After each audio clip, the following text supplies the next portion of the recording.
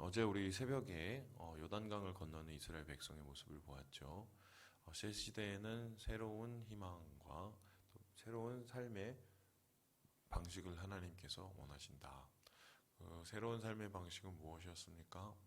이스라엘 백성들이 앞으로 요단강을 건너 가나안에서 정복하고 싸워야 될 그 방법을 가르쳐 주셨는데요. 그들은 능력이 아니라 믿음으로 싸워야 했고, 그들은 또한 하나 되어 싸워야 됐고, 무엇보다도 거룩한 전쟁, 거룩함의 싸움을 이어나가야 했다. 어제 우리가 함께 보았던 말씀입니다. 그래서 이제 하나님께서는 이렇게 이스라엘 백성들을 요단강을 건너게 하신 다음에 그곳에서 전쟁을 준비하게 하십니다. 그 첫 번째 전쟁은 바로 이 가나안의 가장 난공 블록의 이 요새였던 난공 불락의 요새였던 이 여리고성이었어요. 목사님들이 여리고성 그 농담을 너무 많이 해갖고 여러분 뭐 오시르신 분이 없겠지만 예전에 뭐 그런 거 아시죠? 어느 교회 갔더니 부흥사 분인가요? 이 분이 가서 흥미롭게 여리고성 누가 무너뜨렸냐고 이제 물어봤더니 아이가 제가 안 무너뜨렸어요. 뭐 그거 아실 거예요. 그랬더니 옆에 있던 선생님한테 다시 여리고성 누가 무너뜨렸냐고 물었더니 그 선생님이 목사님 저 아이는 분명히 아니라고. 그래서 너무 기가 막혀서 장로님을 불러다가 여리고성 누가 무너뜨렸냐고 이제 물었더니 그 장로님이 그거 다시 세우는데 얼마 듭니까? 하고 물어봤다고 뭐 이런 얘기 아시죠? 예. 뭐 그만큼 이 여러교성에 대한 이야기가 사람들에게 이제 많이 알려져 오는 이유가 뭐냐면 이 성 자체의 이 전쟁 방식이 굉장히 특이하기 때문입니다. 그러니까 무너지지 않아야 될 성이 무너진 거죠. 그리고 이길 수 없는 싸움을 이기게 된 거예요. 그러면 이길 수 없는 싸움과 무너지지 않아야 될 성이 무너지고 이길 수밖에 없었던 이유가 무엇이냐? 이 성을 정복하는 그 과정 속에서 이스라엘 백성이 어떻게 준비를 했냐가 관건이에요. 그러니까 이미 이 여리고 성은 이스라엘 백성이 준비를 마쳤을 때 이미 무너진 것과 다름이 없었습니다. 그래서 그 준비라는 것은 어떤 준비였냐면 우리의 생각에는 무슨 칼을 막 갈고 아니면은 무슨 뭐 전술을 짜갖고 야 이쪽에 뭐 좌측을 이렇게 공격을 하고 그 다음에 우측 뭐 이런 거 해야 될 것 같잖아요. 작전 짜고 뭐 그것도 아니면 무슨 뭐 예를 들어서 뭐 스파이전을 한다던가 뭐 이런 걸 해야 되는데 물론 스파이를 보냅니다.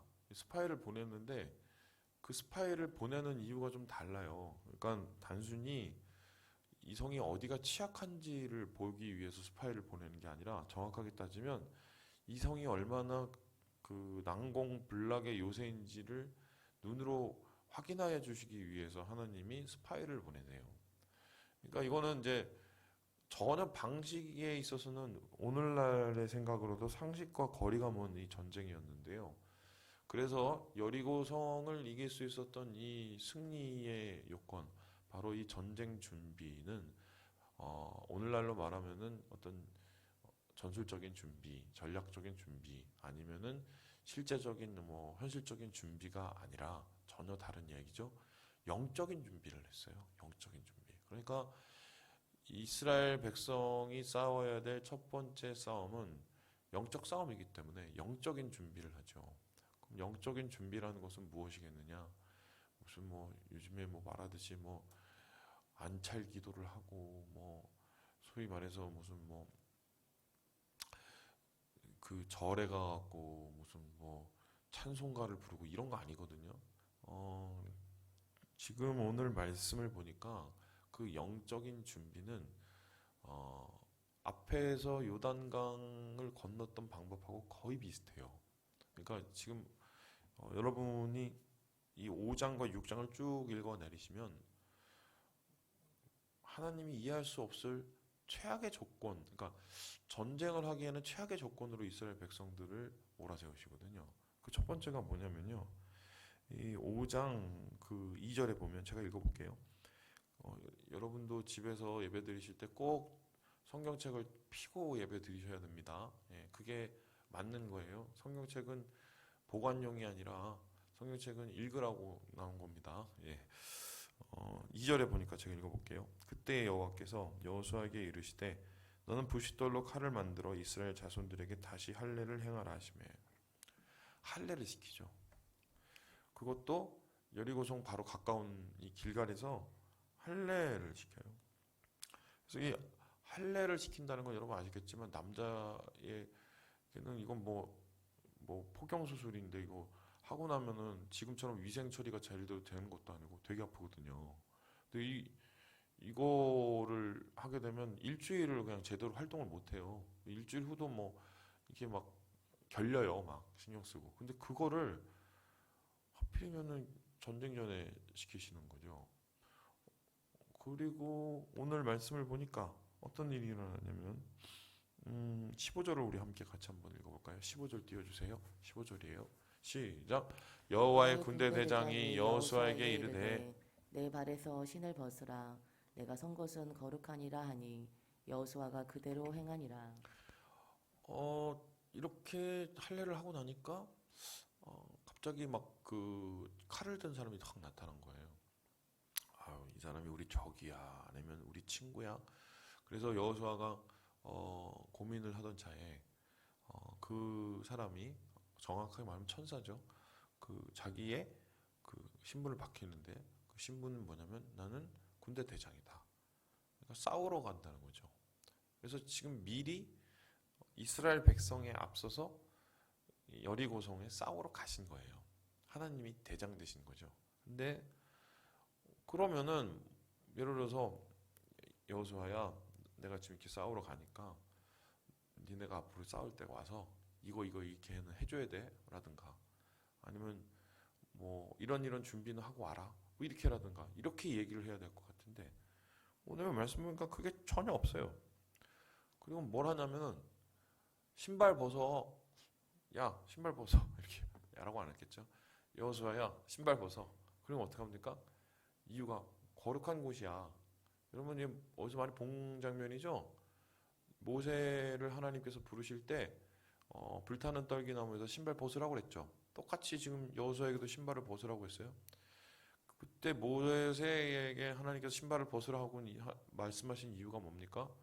두 가지였죠. 첫 번째, 너의 지난 삶을 완전히 벗어버려라. 두 번째 뭡니까? 신발 벗는 건 내 종이라는 거죠. 너는 이제 종이다. 네 뜻대로 사는 게 아니라 내 뜻대로 산다. 주의 종이 되는 건데, 지금 오늘 이 말씀을 보면 여호수아를 종으로 똑같이 부르시는 겁니다. 그러면 영적인 준비라는 것이 할례, 그리고 뭐 전술 전략 이런 거 안 가르쳐주고 그냥 하나님의 사자 앞에 그냥 종으로서 무릎을 꿇는 거, 순종, 이거예요. 그러면 할례라는 건 어떤 뜻이겠습니까? 여러분 아시는 것처럼 할례는 깨끗게 하시는 것이고 구별되게 하는 것입니다. 그건 뭐예요? 거룩이죠. 앞에서 요단강 건널 때 하나님께서 요단강을 건너기 위해서 정결하게 하라고 얘기했죠. 거룩을 원하셨죠. 그리고 지금 똑같이 보니까 신발 벗으라고 얘기하죠. 이거 뭡니까? 네 능력이 아니라 하나님을 믿고 신뢰함으로 싸우라는 거죠. 순종. 똑같은 싸움을 하나님이 지금 이제 실습을 하는 거예요. 실습을. 그 요단강에서 가르친 거룩과 하나님을 향한 믿음과 그리고 하나 되는 그 연합, 그 세 가지의 방식을 가르치셨다면 그거를 그대로 적용하는 게 바로 여리고성이죠. 그래서 이러한 영적인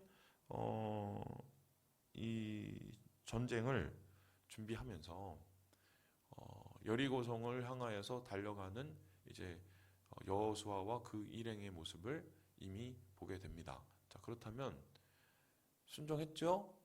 하나님 뜻에 의지하여서 이 할례를 했죠. 그리고 이제 그 후에 보면 유월절을 같이 지내요. 유월절. 그러니까 유월절에서 어떻게 하나가 되었죠. 끝난 거예요. 이 싸움은 질 수가 없어. 이건 저도 이긴 거예요. 왜 그렇습니까? 하나님의 방식으로 싸우기로 작정했기 때문에.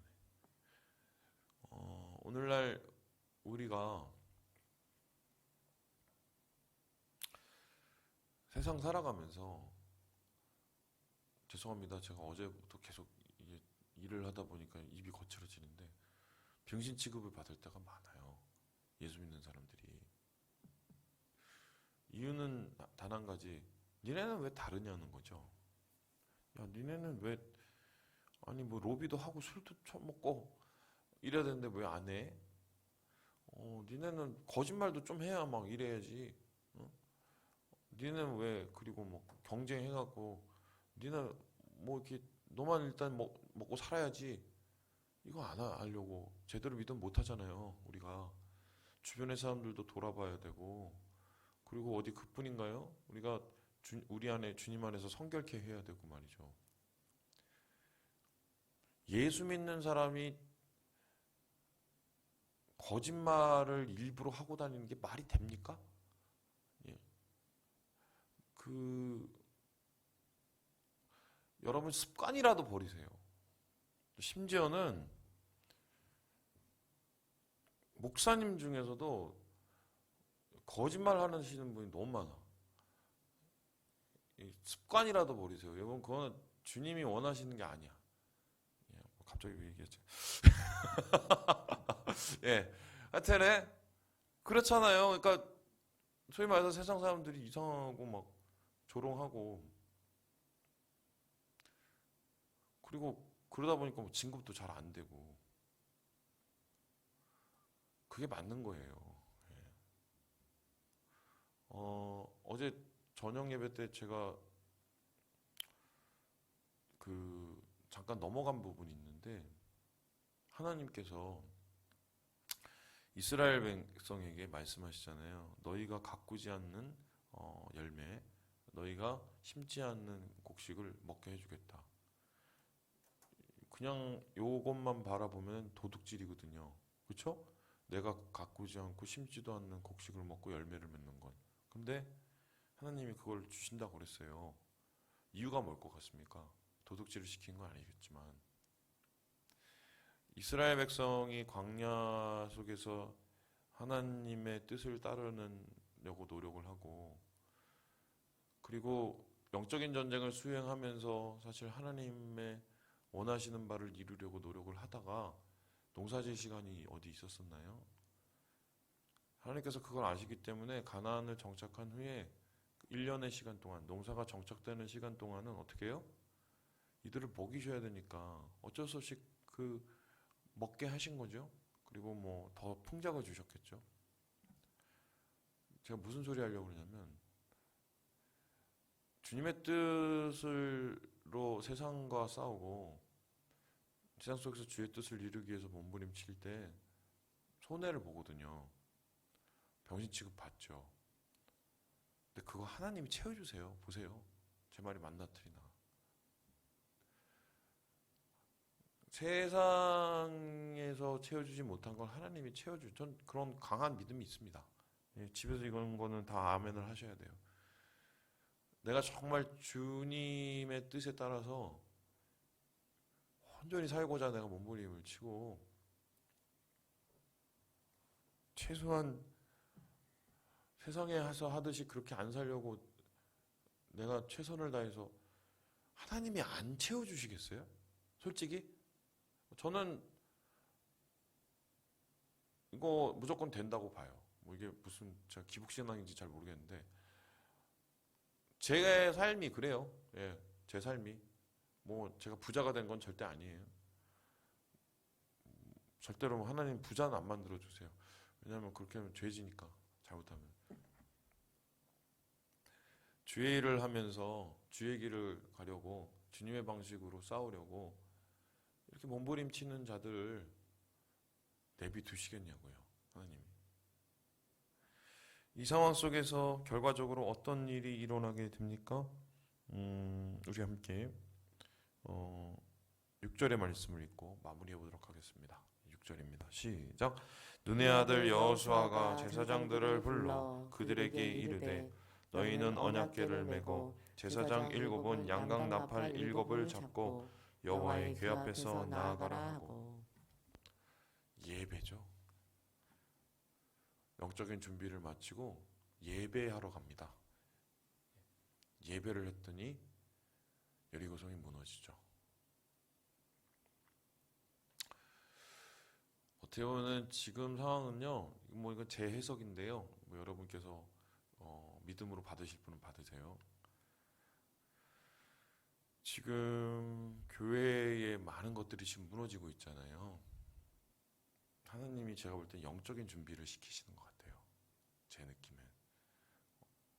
거룩과 또 순종과 연합을 이루시게 하시기 위해서, 그사들이 비록 소수일지라 할지라도 그런 주님의 방법으로 주님의 뜻을 따르기 원하는 사람들을 주님께서 찾으셔서 그 사람들을 통해서 하나님이 새로운 일을 이루어 가시고 새로운 승리를 하나님께서 주시기 위해서 지금 이러한 혹독한 추위를 우리 교회들에게 하나님께서 허락하신 게 아닌가. 여기에서 제대로 겸비하고 제대로 마음을 준비하고 제대로 하나님 앞에 무릎을 꿇으면 살 길이 열릴 것이요. 반대로 여기에서 과거에 집착하고 옛사람을 버리지 못하고 하나님의 뜻을 따라가지 못한다면 도태가 되겠죠. 예, 오늘 성도들이 없으니까 막 얘기하네요.